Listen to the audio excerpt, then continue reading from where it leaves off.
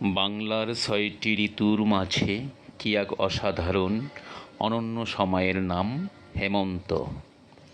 বর্ষায় ভেজা মাটিতে যখন শরতের সাদা কাশফুল ঝরে পড়ে, ঠিক তখনই প্রকৃতি নিজেকে সাজাতে প্রস্তুতি নিতে থাকে। শীতের উষ্ণতায়, মিষ্টি রোদের পরশে প্রকৃতির তরুলতা যেন ডানা মেলে দেয় এক অসাধারণ স্নিগ্ধ অনুভূতির আমেজে। ধানের ক্ষেতে কৃষাণীর সহিষ্ণু সংস্কৃতি অনুশীলনে ব্যস্ত তারা।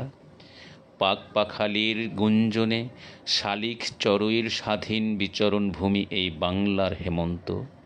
সোনালি ধানের ক্ষেতে মৌ মৌ বাতাসের গন্ধে উল্লাসে মেতে ওঠে গায়ের নববধূ। খালে বিলে জলাশয়ে মাছ ধরার আনন্দ প্রবাহে দুলে ওঠে যুগান্তরের স্বপ্নসাদ। লজ্জাবতীর পাতায় পাতায় জমে থাকা শিশিরের কণা ঝিলিক মারে শত রঙের আলোর ছোঁয়ায়।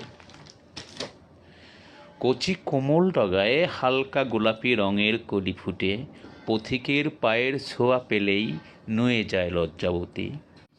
প্রিয় শ্রোতা বন্ধুগণ, আপনাদের অসংখ্য ধন্যবাদ ভিডিওটি শোনার জন্য। যদি ভালো লেগে থাকে দয়া করে লাইক, শেয়ার, কমেন্টস করবেন, উৎসাহ করবেন যেন আরও সুন্দর করে কিছু কথা সাজিয়ে গুছিয়ে বাংলার প্রকৃতি নিয়ে কথা বলতে পারি। ভালো থাকবেন, সব সময় আমার জন্য দোয়া করবেন। আসসালামু আলাইকুম।